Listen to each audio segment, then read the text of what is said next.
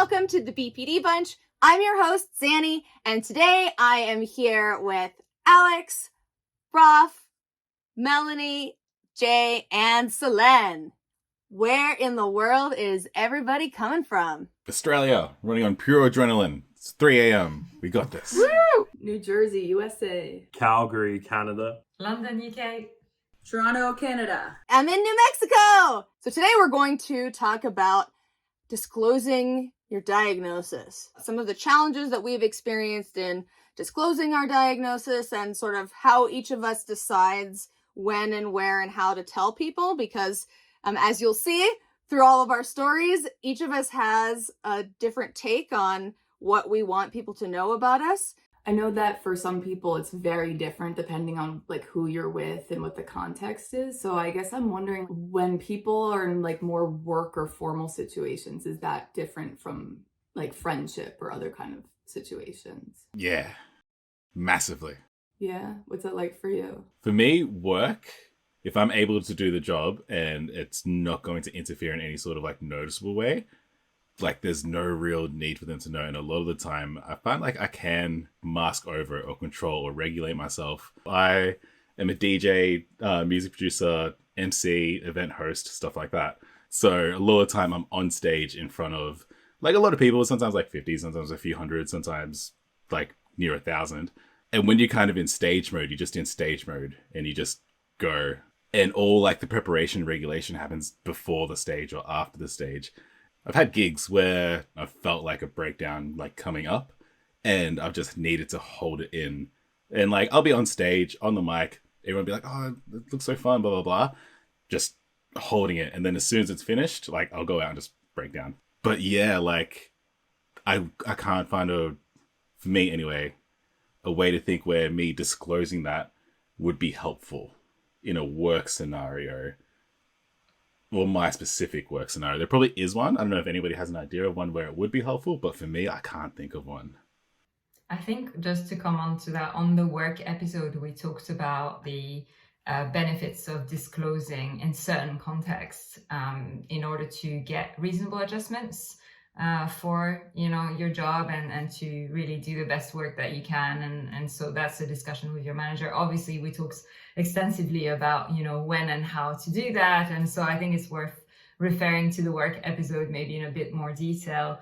Having said that, personally I also find work different to most other settings. Like there's that a lot more fear for me around disclosing at work, because what are people gonna think, and is it gonna especially impact like things like progression or getting certain projects, because people are gonna, not in a necessarily a bad meaning way, but actually maybe with a good intent to think, well, can she handle it, because of her BPD, etc. So yeah, I think that's what I find difficult about work, specifically to your question, Alex. One thing that is on my mind, a lot of us are publicly talking about this. We're open on social media. We're like, advocating and being really vocal about it. Work people probably see it. And so I find that difficult. And even friends, friends of friends, I'm like, do they know? What do they know? Should I talk about it? Should I disclose? Should I let them ask me questions? When you're so open, it's just like, oh, right, like you don't know what they know. Someone knows. Yeah. You're right, Solène. Sometimes people will get creepy and find out what you do not want them to find out. If they're gonna find out, sometimes they're just gonna find out. So you have to make a choice, right? Is it about other people, or what is it really about for your life? We talk about the word fear and disclosure and just coming out. Some people might fear what people think, right? So they're not going to come out. I wrote a thing up the other day on social media about Nina Simone. She said to feel no fear is to feel freedom. I think fear is a really good concept about all of it with disclosure. What individually are you feeling in that moment? It's interesting you're talking about fear, because I feel like that was something I kind of had to learn a little bit, to be a little bit more cautious, because I used to use disclosing my diagnosis almost like a weapon, as a way to like kind of test people around me, to be like, I have BPD. Can you handle me? Can you handle this? This is me. So what? Suck it. But it wasn't in the way of like, I'm really proud of who I am. But the intention really was like, I'm going to use this as a way to keep people at arm's length so they don't really get that close to me. If they see me as this scary, crazy person, then I don't have to worry about them abandoning me, because I'm kind of putting all that up there ahead of time. And then if they can still handle it, then maybe they'll stick around, or I don't have to get that close to them to lose them in the first place. And so it's been really interesting through my recovery, kind of thinking more about what the potential outcomes are, like thinking through the situations before I'm just like, word vomit, here's all the stuff to know about me. It's kind of thinking through how this might play out, and recognizing, for me anyway, that in some situations people are going to have biases that may not be super helpful. And is it worth it to me to take those risks? Like, so those are some of the questions that I've had to learn to ask myself in different situations. So interesting, Xannie. This is like a typical moment when it's like we're totally different. I think that's why this show is so interesting. It was the opposite for me. Like when I first got diagnosed, I didn't want to tell anyone. I thought, I'm going to tell my close family and my husband, and that's it. No one's ever got to know about this. I didn't tell anyone at work or any friends. I was terrified that if I tell anyone, they won't want to be my friend and everything, because I didn't know about borderline, or not much, when I heard about it. And so when I heard about it, then I started reading, and then I kind of learned about BPD and stigma at the same time. And it was like this whole avalanche of, oh, wow, I just can't talk about this. And then it wasn't until I finished therapy, the one round of DBT therapy, that I was like, hang on a minute, there's so much value in those skills for everyone. And also, what can I do now that I feel better in this position to like talk about this and actually help breaking down the stigma? So that was like the whole journey. But yeah, back when, you know, when you say, oh, I used it to like almost like provoke a reaction and stuff, for me it was the opposite. It was like, oh my God, what if they find out? Like, how many masks can I wear? How can I hide this thing? How can I pretend to be normal? So yeah, really interesting. I'm really curious, Jay, we haven't heard from you yet. So I think it's a little bit different for me. I received my diagnosis in the middle of like a pretty major crisis. So my objective through disclosure at that point in time was, I need help, give me help. I wasn't really thinking about telling friends or telling parents or any of those things at that point in time. So for me, it was very much about this disorder comes with a set of possible therapy methods that are supposed to be the most beneficial for it. How can I get access to them? And then I kind of learned swiftly through that process that it would be used to exclude me from those things, actually, rather than include at the time. If I went to a psychiatric ER, as I did a number of times when I was struggling, instead of focusing on what issue I brought to them, it would be like, have you ever spoke to your psychiatrist about borderline traits? And it's almost like, so what if I had, like, can you help me deal with the problem that I'm bringing to you, which is something that I need to immediately figure some way out of. Because I got my diagnosis so early. I got it when I was 15, and so over the years I heard a lot about what people would think about it, but only like what the psychology community would think about it, not like what everyday people would think about it. And when I told most people, I think their reaction was just like, why are you telling me? Like, I don't know what that is. Like, why are you telling me your mental state? Like, that's a weird thing to say to someone you just met. I mean, when I first found out, I would only tell people I was really close with and I like could confide in, and I felt like wouldn't judge me, because I had already known for a long time and knew what it was for a long time. So I felt very differently about the diagnosis, and I knew how stigmatized it was. So like there was one point I was working at a psychiatric research facility, and I had to tell them that I needed to leave early every day, like an hour early to go do DBT because I was doing DBT groups daily. I had to get some sort of like disability to be able to do that. And I never disclosed my diagnosis. But I felt like everyone knew. I think there was like this paranoia that everyone knew. In DBT, we were focusing a lot at one point on shame. At that point, it was like May, which is BPD Awareness Month, at least in the US. And so I was like, okay, I'm going to post something every day for the month of BPD awareness. I'm not going to say anything about my own diagnosis. I'm just going to post. And I was really worried. Like, I don't know. I just felt like even that I was posting, people probably were going to like know, but most people I realized don't even know what it is.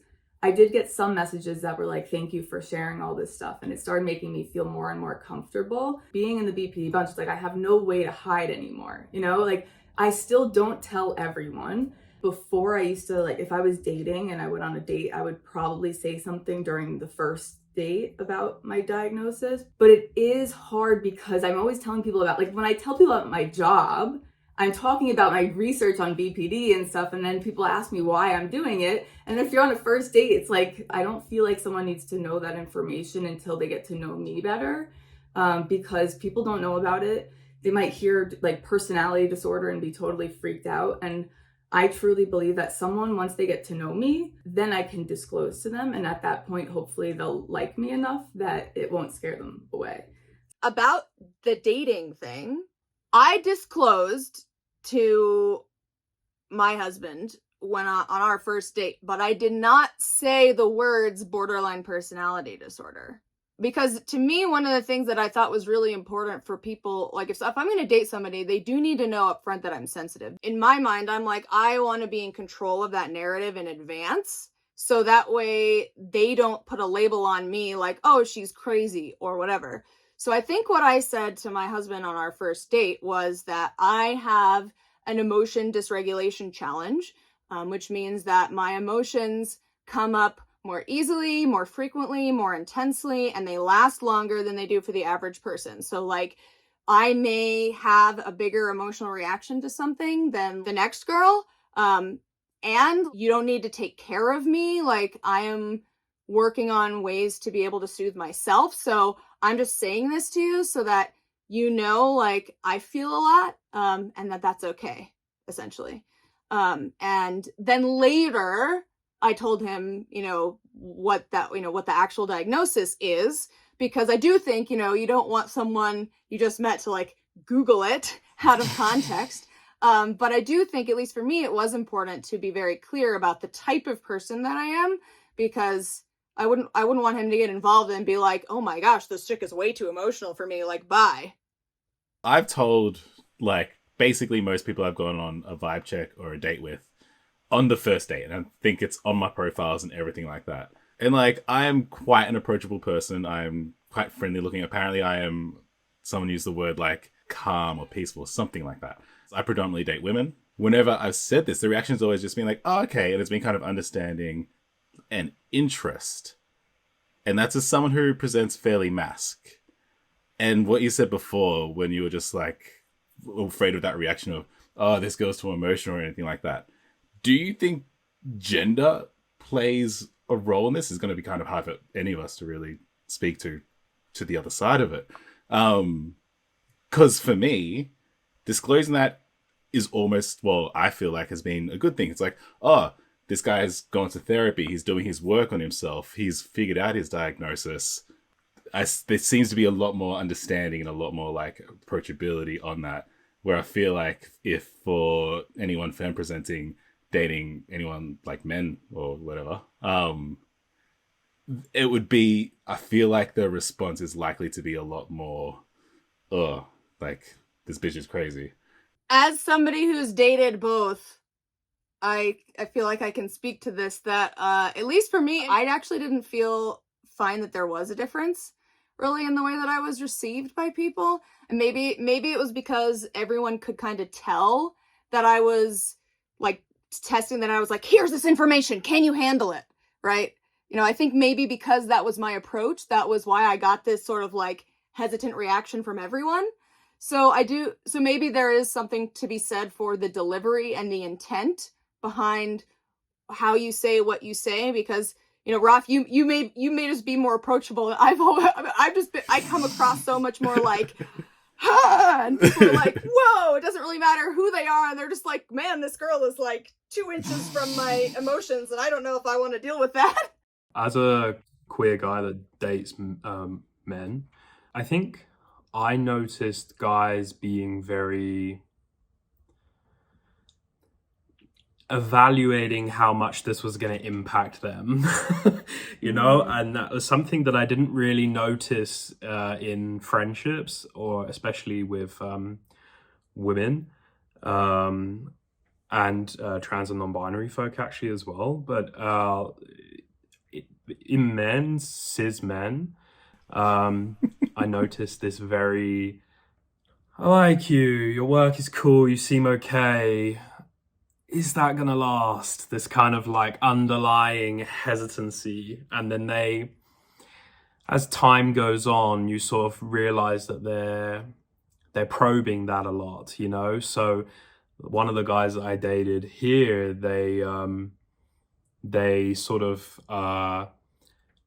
they asked me questions about my work, and then this is how the disclosure came. It wasn't something that I offered them sort of just at the beginning, you know, through dating. It was because I'm a lived experience scholar and I work on BPD, so like it just comes up naturally in my work, and they put 2 and 2 together.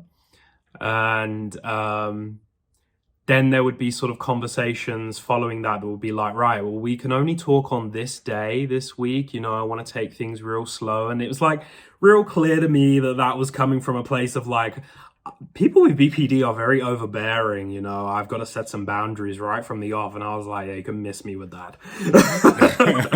You know, like, we're not doing this. So, but I noticed some, and the only other thing I just wanted to mention real briefly, because it relates to the kind of queerness and gender thing that was being brought up earlier, is that I noticed like in clinical settings that the fact that I was queer was used as part of the kind of like the picture, like, oh, it all makes more sense. You're a queer guy, you're more emotional, you've likely gone through more things, you know, oh, it all starts fitting together in more or less the same way that clinicians tend to come to women, you know. I honestly believe so much of my healing has been right from the get-go when I disclosed and came out as me and how I felt. Those relationships, because I can tell you about 12 of them led me to my husband. Those were those people. I don't blame them. I just meet them where they're at now. I meet those people who are stigmatizing to me where they're at. And I can stigmatize myself and continue to, or I could be the most badass motherfucker because I have to be, you know, so I can only be me. You know, so many times my brother said, I don't know if you should put that up there because you're going to be a therapist and some people are going to see that. And last week I took an interview for my practicum and I said full force to the person, I need you to know I have BPD. And so if you're not comfortable though in certain situations, just be you. Like that's all this is today. All of the things that you're saying remind me of kind of the why I had to kind of take a second to think about what my intention was when I was telling people. Because like before, like I said, it was kind of a test, right? It was like, I'm going to push people away. And I think what I realized was that not everybody is going to get it. That is going to influence like why or how I tell people. Not because I'm ashamed to be who I am, but because it was like, I don't see this going anywhere, right? So like when I decided, when I first started making my Instagram more about BPD, I thought I had to think to myself because I wanted to be realistic about the outcome of that, right? Like there are going to be some people who look at this and are just going to dismiss me as crazy. Am I willing to accept that outcome? Yes, I am willing to accept that outcome. And so I did it, right? I think that's important when we're deciding what we want to do is thinking about how other people are going to react and not hinging what you do on that. And for me, it was like, well, a future potential employer could find this on the internet. They can just do a Google search about me and they'll find it. And I had to ask myself the question, like, does this stop me from putting it on the internet? And I was like, well, for me, if someone is going to hold that against me, that's not someone I want to work with. That's a personal choice that each person has to make. And I think, whatever you decide for yourself is valid as long as it is in line with what your own values are. Right. And so, like, for me, it was weighing those outcomes and being like, you know what, if someone's going to hold this against me, that's fine. I have chills just listening to what you've just said. This really resonates with me. I think when I'm just listening, I'm like, oh, we forgot to mention that you don't have to disclose. And, a lot of us here have chosen to at some point in our lives. But I think it's really, like, one word keeps popping in my head that I really want to say is safety. Do you feel like this is a safe place, relationship, interaction, whatever it is, to disclose? I think it's really important. I was just wondering if anyone can think of like a context in which they really think disclosing would be really not a good idea. For me, I see that as like when I go to the medical doctor, like a primary care doctor, any kind of doctor. I started seeing a new primary care doctor this summer, and I told her that I used to have BPD. I didn't even say I have BPD. I said I used to have BPD. I'm in recovery now. She put it on she said I have to put it in the system. Doesn't say there's no language right now for like BPD in remission, or like there's no language like that. So it just says borderline personality disorder, big on my record. I went to go see the doctor a few weeks ago. I was sick, and I noticed that they did a summary report. Also, I got kind of emotional when I got there because there was a lot of vulnerabilities. I was really sick. They told me to go to the front desk, and the front desk told me to go to the sick entrance, and then they told me to go back. And I was like flustered and frustrated, and I felt like I was going to throw up. Anyways, I came in and I was like choked up a little bit when I sat down. And then I noticed on my summary report that not just did they say like my diagnosis was like stomach flu or whatever, it said stomach flu and borderline personality disorder. And I'm like, what? Like, why? Like, we didn't talk about my mental health for a second. You have no right to put that there. And then it also is like, because it was already on my record and I came in, they probably noticed I was emotional and like were like, oh, so we're gonna put BPD on her summary for today because clearly she's crazy. Like, that to me, just, God, I wish I could go into the system and just delete it. It kind of makes me want to just go to a new doctor just because of that. Does anyone else have a similar experience? That's the situation where I don't tell people unless it's I feel it's necessary. Is if it's a doctor that's not helping me with my psychiatric health, if it's like my physical health, I don't write it down because it's like, partially because I want them to take my concerns about my body seriously. And I have had so many experiences with doctors where they treat me like a hypochondriac. Yeah. And I don't want to be treated that way. So, like, it's not like it's a secret. If they were to ask me if I had it, I would tell them the truth, but I'm not going to like volunteer that information to them. Just a tiny parenthesis on Alex, what you said about the medical scenario. That happened to me the other day. I mean, I'm going through all these tests at the moment. It's really challenging. Anyway, the doctor was like, "Are you stressed at the moment?" And I was laughing and I really wanted to scream at her. I'm always stressed. I have BPD, woman. But I didn't.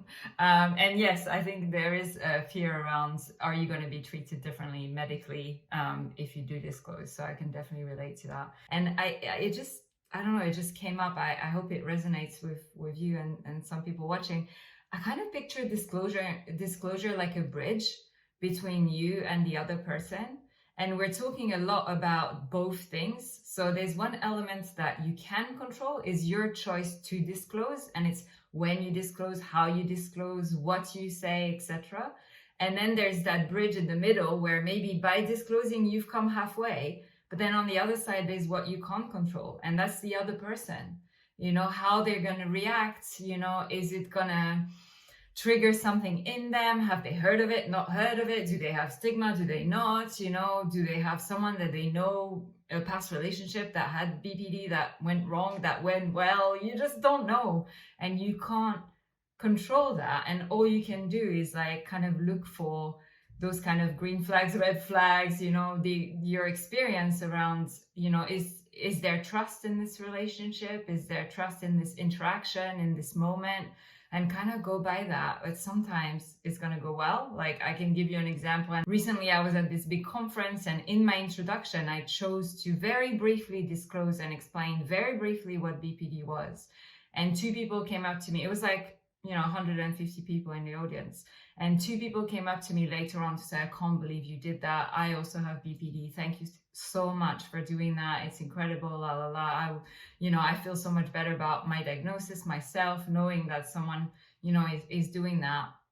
And then in the same week, I just felt on top of the world. Yeah, you know, I just like some of what you were saying, you know, I own this, you know, it's part of me. I'm proud of, you know, all of it. And I disclosed to a work colleague, and we work in equality, diversity, and inclusion. So, you know, in my mind, it's a safe space, you know, all of these little checks that I was talking about. So I met them halfway on the bridge, and the reaction was so invalidating, so judgmental, so triggering. And that was really, really hard. And it took me by surprise. I didn't expect it. So interestingly enough, I actually gave a guest lecture I disclosed as part of my work, and I had like a lot of students, like there was like a queue up the lecture hall, like trying to speak to me about it. Some that identified with the diagnosis, some that didn't disclose any diagnosis, but were taken aback that somebody was disclosing it in like a lecture in a university setting. And that it was powerful for them and helpful for them. I had a student that came to me and said that they had a diagnosis of schizophrenia, and that it meant a lot to them to hear an academic speak about it, and to see an academic at the PhD level who manages to get to that stage with a complex diagnosis. So that was really powerful. And on the like flip side of that, and it relates to what Xannie was saying as well, is that for me as an academic, I had to make this like really conscious and kind of difficult decision about whether or not I would mention that I had the diagnosis, because I was terrified, because when you're in like an academic situation, a supervisor has a lot of power over you, especially if you're an international student, right? Your entire status in the country depends on your attainment and maintenance of your position in the program. So and money, all of those things, funding, how you're funded, it all is tied to who believes in you, your work, and who wants you to stay and be there. So that was a really like difficult decision for me to come to. And in one of my past experiences, it was a pretty awful experience. Like was completely invalidated on a regular basis, had to kind of evidence that I was in hospital, or evidence that I couldn't attend a meeting because I was in a psychiatry appointment or something like this. You know, so loads of kind of really difficult situations. And, you know, but on a light note, connecting to what Melanie said as well, for me, it was kind of healing in a way to like take ownership of it, take control of it, and say like, your perceptions aren't my lived experience, and I will like die on that hill. So, you know, I will stay in the program and get the grades that I get and do what I do. And you can feel the way you feel, and I will keep proving it wrong every day until I can't do that anymore. So I love what you just said. Your perceptions are not my lived experience. That is very profound. I'm really happy to say this, but at least in the clinical psychology field, there has been a very big shift in how like they view lived experience in practitioners and in researchers. And I was at a conference last year for the North American Society for Study of Personality Disorders, and they had someone speak about how important it is to have people with lived experiences doing the research. But there is still, even though the field is changing, and I'm like attending these lectures when they're saying like, we hope that there's more people who are going to disclose and more lived experience. Like, I'm never going to show up to an interview and just say like, I have BPD. Like Mel, I love that you can do that. I could never do that. And I personally believe that I think that someone wouldn't take me as seriously, as sad as that is, just the current status of the world. We're not there yet. Maybe someday I'll be able to do that, but currently I don't think I would be able to do that, even though I'm going to write about it in my internship letters, but we'll see. So I had a question for Melanie. So Melanie, you have talked a lot about sort of like your ideas about like individual stuff, and I'm curious, what about you? What is it like for you as an individual? I want to live in a world where people can be comfortable with the BPD diagnosis the way I am. We cannot control other people. That's the one thing we cannot control. And the one thing I learned is no matter what, if Alex shows up to an interview and says what's really on her mind, and the truth is, hey, I'm Alex. I don't have the symptoms. I don't meet the criteria anymore for BPD, but for many years, I became who I was because of this. This is why I do what I do. And I'm sorry if that makes you uncomfortable, but sorry, not sorry. And there's a look on someone's face that has to do with them and not anything to do with her. Everybody just wants to express themselves. And the reason we disclose is to express ourselves. Some have to feel safe, right? But fear is not to feel free. And I just want to be and live in a world where I can feel free to be myself. Do I care what people think about me? Oh God, yes. Am I approval addict? Oh God, yes. Do I love admiration? Oh God, yes. I'm working on those every day. That's something I suffer with. But what am I living for if it's not to live authentically for me every day? To tell people how I really feel, including the people hiring me for my practicum school, all this. I can't. I have to tell them how I feel. Sometimes I say too much, yes. But I still need to tell people what's going on with my life. I love the authentic element that you've touched on, Mel. I think when I think about techniques around disclosure, I try to break it down into the before, during, and after. I think if you have the opportunity to prepare disclosure in some way, you decide, okay, I want to tell this person that I'm dating or this friend or work. In the before time, it's like reflecting on some of the things that some of you have already said about why am I disclosing? What are my motivations? What is my reasoning? Is it just for me? Is it for the relationship? Is it whatever is the motivation behind it? Then you look at where and when. I don't necessarily want to do it in a crowded room. Maybe I want to do it in private or whatever it is. And then looking at the kind of the pros and cons with the what and the how, like how am I going to approach it? And so doing, I think, that self-reflection piece beforehand, if you have the opportunity, can be super helpful. Sometimes you don't, because it just comes up in the conversation and it just happens. So that's the during bit. And I think having handy like a short statement to describe BPD, whatever it means for you, I think is really helpful. I once did exactly what Xannie said, don't do. I said to someone, I have BPD. Go and Google it if you don't know what it is. And then I was like, no, please don't Google it. Please don't do that. So I think having this kind of like short statement that you're comfortable with to just define it and then ask people if they've heard of it, if they have any questions. So really inviting that two-way conversation if it feels comfortable. And in the moment, try to stay mindful, which can be really hard, of like, what are your own emotions with the disclosure versus what might be what you're receiving from the other person. And then finally the after, and that's once you've disclosed, it's like reflecting on like maybe how it's gone, what's gone well, what could have gone better, checking the facts. I've done that with the BPD bunch group where I'm like, it's not gone well, I've disclosed, please help me, like to check the facts and see like, am I overreacting and things like that. And I think that self-compassion and self-care piece that Mel touched on really well, in terms of like, what are ways that you can, show compassion, show love if you're there. I'm not there yet, but show love to yourself.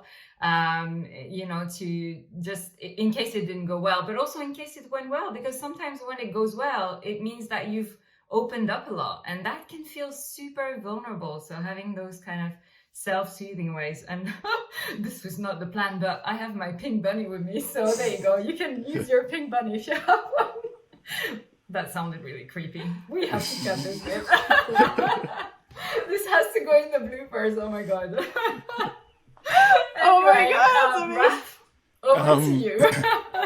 Yeah, no, I think what you were saying before was like kind of having an idea of what it is you're going to say does resonate with me a bit, but I think a lot of it is like having an idea of what it means to you, because I don't think any time I've ever disclosed, it's actually been with intent or it's had any motivation around it. It's just been a thing that I've brought up or mentioned in the same way I would have said I write music, or that I also do this, or this is my job. If I'm meeting someone the first time doing something like that, I want them to know more about me. I want them to know like my interests, my quirks, my everything. And the BPD diagnosis comes as a part of that. So I think with like relationships and friends in that context, I think for me, it's just been like, I know who I am. I know this, and not to bring up schema therapy, but like, I know what my like maladaptive schemas are, and I am comfortable with them, and I know what I'm working on. Knowing all of this allows me to kind of just disclose as if I'm disclosing, like, I've got a cat that is my world. She's currently sleeping on my lap. It's just another thing about me. And I think approaching it that way ends up kind of bringing a sort of ease to people. It brings them a comfort where it's just like, I'm just figuring something else about this person. I can also ask about it. Now, in the context of work, it's very different, because like what a few of you have said before, that can change things. And for people who don't have the privilege of just not caring if they have a job or need a new job, it can be really quite terrifying. But in relationships, if I'm meeting somebody, I know I don't need that person. I know I don't always feel like I don't need that person, but like, I know I don't. And if me telling them a part of my personality is going to cause them to have a thought that this person might be dangerous, this person might be anything, we don't want it. Like, that person is not part of my story. What stage are you at, right, in your own journey? Because for me, I've had to ask myself, like, do I have the capacity at this moment in time to respond effectively if somebody handles that information poorly? And that ties in with like the safety piece, right?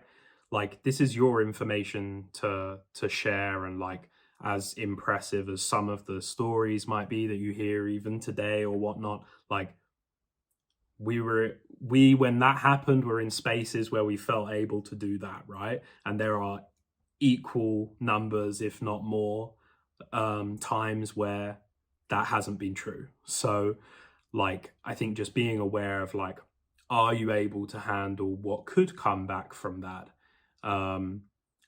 without sort of I'm not trying to make it seem really gloomy and then like, put a veil over it and make it seem really scary and stuff. I mean, it can be, right? It can also be liberating. So I think it's just taking that time and not feeling pressured one way or the other, and making sure that you're safe in that situation. Like, if you're asking somebody for something, if it's actually a question, you have to be willing to accept if they give you a no response, like yes or no. You have to be willing to accept both of those, right? And so I know that I can be very reactive. And if I'm in a place where I don't think that I would be happy with my automatic response if someone didn't give me the answer I want, then I probably shouldn't be asking the question. And so it's sort of a similar thing where it's like, I want to be happy with myself when I respond to someone if they respond to me negatively. So I have to, if I don't think that I could control myself enough to have a reaction that I'd be happy with, then maybe it's better to hold off. Obviously, disclosure is going to sound and look different when also BPD sounds and looks different for different people. So it's really interesting to think about all these elements and kind of bringing it back to Xannie, the context piece as well. it made me realize that something I hadn't said, and I think a few of you have touched on, sometimes disclosing BPD can actually be a strength in the sense of building also your credibility. I work in the field of disability and neurodiversity. When in some situations I disclose with some people, it actually builds that trust and that credibility, because they're like, you're one of us. And then I come with all these projects and these ideas of how we can advocate, how we can change the innovation system in the UK and do X, Y, and Z. There's that understanding that I'm part of the community. I don't know everything about everyone and every single, disability and neurodiversity and all of it. But there is that trust. There's that element of people are like, yeah, she's with us. Hop on the bus. Let's change the world together. My disclosure led me to so many amazing things, like this show. Meeting the community and meeting all of you changed my life. So that's really important. So when you're ready to disclose, sometimes you can meet yourself in that strength. So. Oh, that is echoing so much. I totally agree. Like, there's been so many amazing things that have come out of disclosing. And I think I used to wear so many masks and just pretend to be so many different things because that fear of rejection. And then I ended up being rejected anyway, but I thought, it's okay. People are rejecting who they think I am. They don't know who I am. Nobody really knows who I am. And, now, of course, it's more vulnerable because they know, and hey, like, here is, me and the BPD and all the other things, like you said, and, the whole thing, and it is still scary. And at the same time, it's so empowering. Like, the connections that you make can be so much deeper because of being you and not being all these other versions of whoever you think other people want you to be. And I think that is really powerful. If there's anything that I can impart on you, is that there's no one right way to live your life, and that the most important thing for you is to do what is in line with your own values. If you are a more cautious person and you don't want people to know all this stuff about you, that's okay. If you are the kind of person who's like, this is part of who I am, I want you to know, that's also okay. And the goal of us talking about this is not to tell you this is what you should do, but to give you ideas on how you can be the most you that you are, and encourage you to live the life that you want to live for yourself, that has meaning for you. And whether that includes telling everyone you know or not, that's totally up to you. So thank you so much, everyone, for watching. This was a really great episode. I had so much fun. I hope you did too. Make sure that you like, subscribe, and turn on your notifications so that you do not miss a single episode. Next week, we are going to be back talking about breakups. One of the most challenging aspects of having BPD for a lot of people is the ends of their romantic relationships. So we're going to talk all about that, and we will see you next time. Bye. Bye.